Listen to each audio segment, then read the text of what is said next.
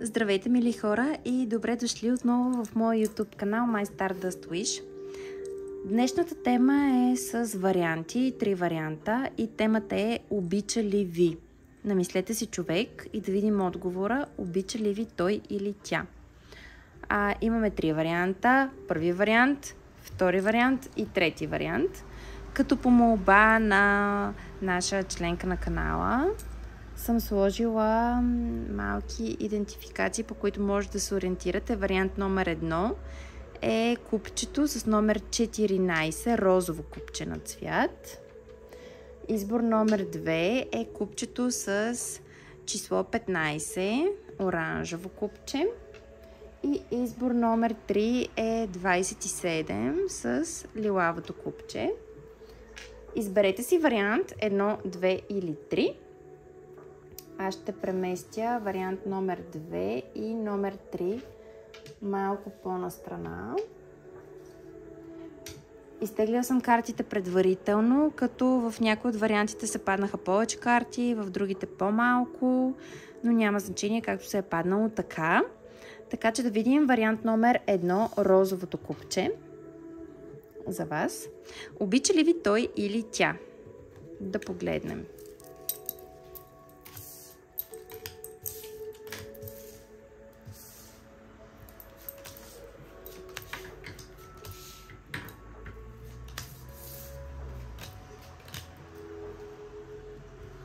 Така, тази карта е на дъното на колодата. Имаме асо на чашите. Асо на чашите. Тук, мили приятели, смятам, че отговорът е да. Имаме две аса. Асо на жезлите и асо на чашите. И двете карти говорят за любов и за страст.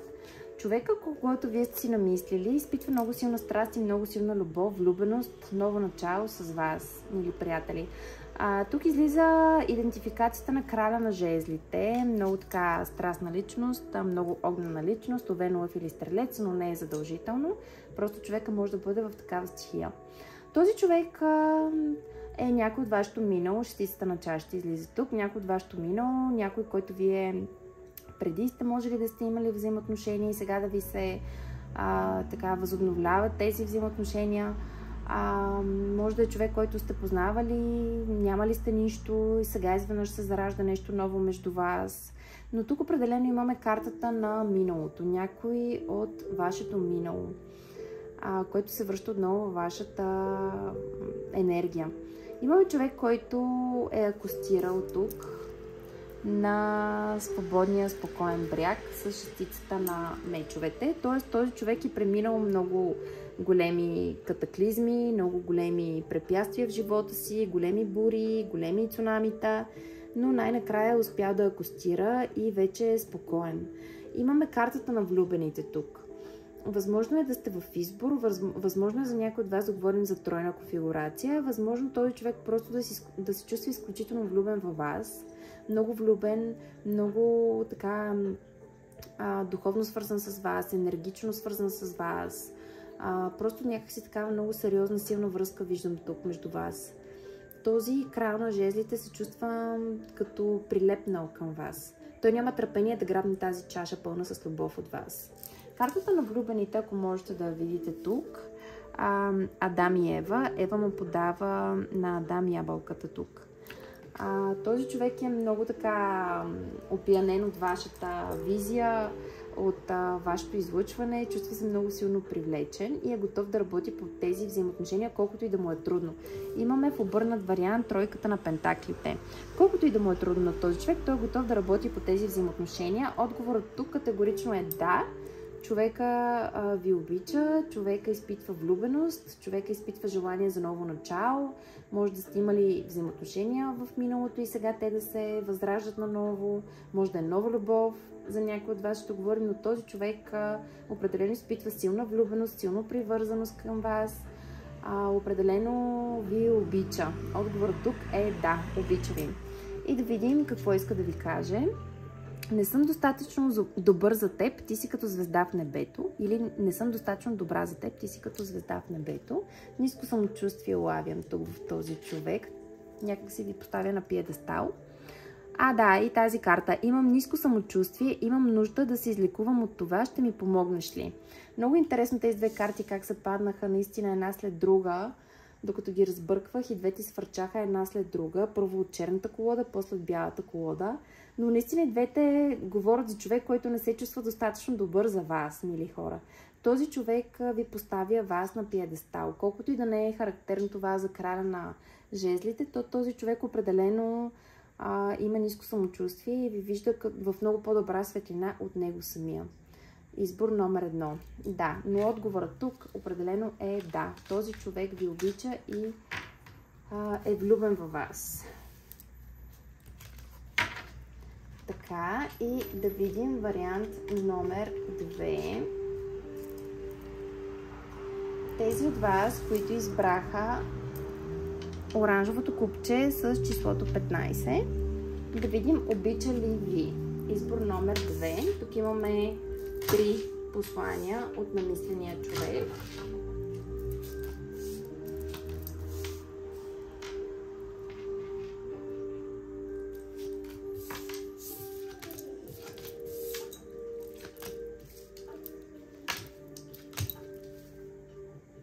Така, на дъното на колодата имаме девятка на пентаклите.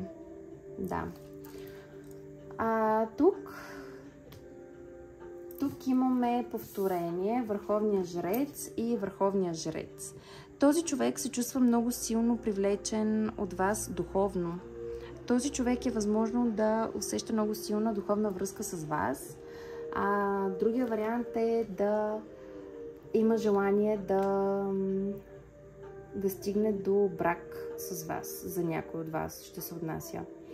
Тук много интересно, в първи вариант се падна краля на жезлите, тук се пада кралицата на жезлите. Ако сте хора, които гледат първия вариант. Но да, и тук имаме асото на чашите, новата любов, влюбеност, обич, много така чувства, позитивни чувства. И два пъти върховния жрец. Тук имаме върховната жрица и справедливостта. За някои от вас ще говорим за хора, които са в брак.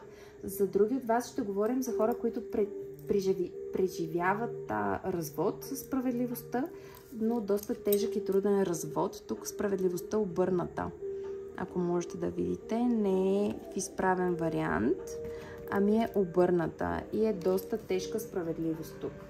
Имаме върховната жрица, която е тайната жена. Възможно е вие да сте в тайна връзка с този човек, който е женен с върховния жрец и справедливостта. И този човек преживява развод. Но тук върховната жрица е разголена, т.е. обърната е. Не е така, каквато е класическата върховна жрица, ами е леко разголена, показва си крачетата, доста така разгорещена. Възможно е да са тайни взаимоотношения за някой от вас, но този човек определено изпитва силна любов, силна привързаност. Има 9 пентакли тук и тези 9 пентакли, двамата души са много влюбени, гледат пентакла в ръцете, щастливи са, усмихват се, държат го заедно. Докато в обърнатия вариант, вижте, мъжът е с гръб към жената, жената си гледа пентакъла самая. То тук картата вещае така успех, позитивизъм и категоричен отговор да.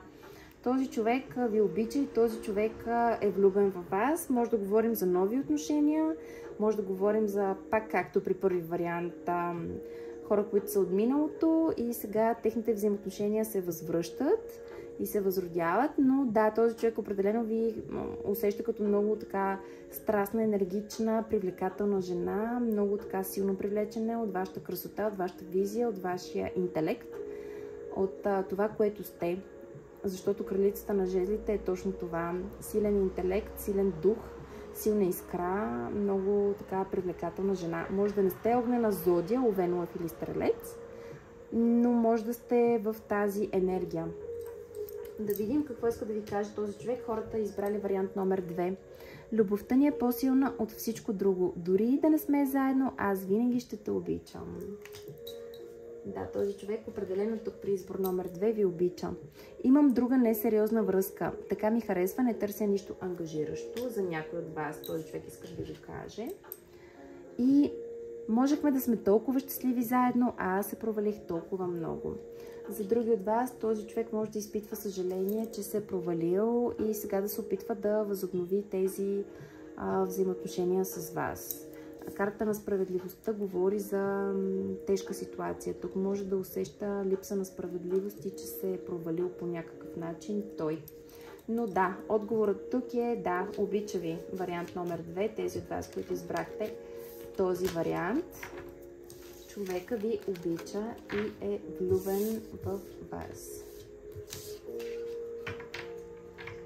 И продължаваме с избор номер 3. Лилавото купче. 27. Числото 27 може да значи нещо за някой. Тук се паднаха доста карти с неща, които този човек иска да ви каже.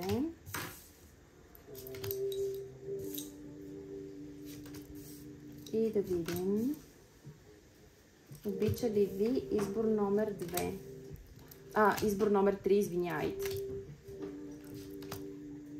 Тази карта беше на дъното на колодата и съм я извадила. Това е тройка на мечовете. Тройка на мечовете е в обърнат вариант. Обикновено тук тройката на мечовете... Извиняйте, тройка на мечовете не е в обърнат вариант, в класически вариант. Жената страда. В обърнатия вариант жената се изцелява, излекувана е. Тук жената страда. Да, в класически вариант е тройката на мечовете. Тук имаме... Момент, само че не виждате много хубаво картите. Тук имаме малко по-различна енергия. Избор номер 3. Тук е доста негативна енергията. Имаме един рицар на чашите. Един рицар, който е така влюбен, иска да си даде чашата с любов, но има много пречки, има много конфликти, има много хора намесени в тази ситуация, има много разляти чаши. Имаме две петиции. Петиция на жезлите, петиция на чашите. Този човек си е разлял чашите или вие сте си разляли чашите по някакъв начин, но този човек няма възможност да ви даде любовта си. Този човек вижда пречки, вижда проблеми, вижда тревоги. Тук имаме асо на жезлите, много страст, но някакси страст на сила. Асото на жезлите тук е в обърнат вариант. Тук човека се опитва да изтръгне този жезъл, т.е. на сила да вземе тази страст, това ново начало. А на сила нещата не могат да се получат много добре. Не винаги се получава добре, когато е на сила и на всяка цена. Имаме един човек, който търси истината. Той търси истината в себе си, той или тя. Човека се е затворил в себе си. Възможно е да нямате много комуникация с този човек, възможно е да сте на разстояние с този човек. Възможно е тук имаме картата на света. Картата на света, която говори за дистанция, за разстояние, за хора, които затварят някакъв цикъл тук.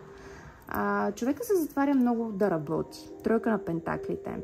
Човека гледа повече да работи и по-малко да се фокусира върху вашите взаимоотношения, но тук той търси истината за вашите взаимоотношения и тук този човек осъзнава, че е доста така, ако той е разлял чашите си, то той много се е провалил спрямо вас и много го боли. Този човек тук иска да знаете, че страда. Този човек страда и се чувства зле. Този човек го боли, ранене, възможно е да сте се разделили с този човек. Но наистина имаме един рицар на чашите, който се опитва да си подаде любовта. Изпитва любов, но не вижда как да я покаже, не вижда как да стигне до вас. Може да сте го блокирали този човек, може той да ви е блокирал, но тук виждам проблеми, виждам пречки, виждам безсънни нощи, виждам конфликтна ситуация, виждам болка, война и наранени хора. И хора, които се затварят в работа повече, отколкото да изпадат в момент на любов и на отдаденост. Да видим какво иска да ви каже вариант номер 3 на мисления от ваш човек. Миналото ми е тъмно. Правил съм много неща, от които ме е срам. Или правила съм много неща, от които ме е срам. Опитвам се да стоя на разстояние от теб. Опитвам се да се контролирам и владея, но всичко ме дърпа към теб. Съжалявам, че те предадох, обидих и нараних. Сега имам време да обмисля грешките си. не бях прав или не бях права за мъжете. И имаме картата не. Отговор не. Тук този човек усещам, че изпитва повече страдание, повече тревога и разочарование и болка, отколкото влюбеност. Има любов. Рицаря на чашите е човек, който изпитва любов. Но тук като че ли нещата стават на сила. И това води до болка, до рани, до тревожност и до тежък финал. Да. Избор номер 3. Не се отчаивайте. Ако нещо не ви резонира, погледнете вариант номер 1 и номер 2. Не всичко ще отговаря. Може да не е за вас този разклад. Не се отчаивайте. Не всичко ще бъде на 100% да резонира с вас. Вариант номер 3. Това беше от мен, мили хора. Надявам се да съм успяла да помогна по някакъв начин. Бъдете здрави и успех и до скоро!